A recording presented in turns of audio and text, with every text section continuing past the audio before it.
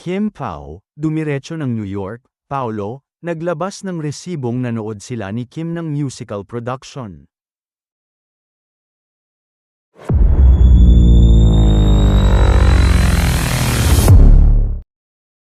Hindi sa Pilipinas kundi tila sa New York City, USA nga dumiretso sina Kim Chiu at Paolo Avellino matapos ang huling leg ng kanilang Love, Kim Pao, World Tour sa Toronto.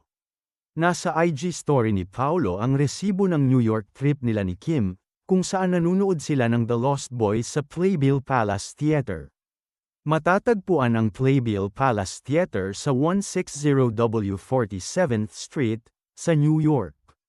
Makikita sa IG story ni Paolo ang showcard na hawak niya na may nakasulat na pangalan ng theater at titulo ng kanilang pinapanood. Nauna na naming ibinalita ang tungkol sa posibilidad na didiretso ang Kim Pao sa New York hindi lang para sa sandaling bakasyon, kundi para makasama ang anak ni Paolo na si Aki. Pero may ibang nagsabing hindi nalilipad patungong New York ang dalawa at diretsyong uuwi na ng Pinas. 2 oras lang ang flight mula Toronto papuntang New York, kaya hindi ito palalagpasin ni Paolo na mabisita ang anak sa ilang araw na bonding. Tuwang-tuwa naman ang Kim Pao Landia sa paayuda at resibo mismo ni Paolo sa kanilang destinasyon ni Kim. Hinangaan ng maraming fani si Paolo sa kanyang daddy duty sa anak. Nangunguna na sa komento si Carlos Miguel na natutuwa sa desisyon na ito ni Paul. Kung oobserbahan, parang sal-aita ng Kim Pao sa mga pasabog sa kanilang mga fani. Nauna na ang soft launch ni Kim sa Toronto nang mag-wish itong sana raw ay tama na or correct na ang kanyang desisyon na magmahal uli. Sinundan naman ito ng New York ganap nila, na si Paolo ang nagbahagi sa kanilang mga solid. Abangers na ang buong Kim Pao Landia sa ayuda naman ni Kimi ng New York vacay nila ng kasintahan. Samantala, kung totoo ang chika sa amin ng isang solid member ng Kim Pao Landia na nakabase sa California, gumasto sina Kim Chiu at Paolo Avellino sa isang resto sa Anaheim ng mahigit ₱100,000. Nag-comment ang isang solid ng Kim Pao tungkol sa pinag-usapang foodie bonding ng dalawa. Nasa IG ni Kim ang post kung saan ipinakita nito ang ilang mga pagkain at resto na pinuntahan nila ni Paolo. Sa isang photo masisipat ang nakasabit na dalawang magkahiwalay na board na may pangalang Mike Halen.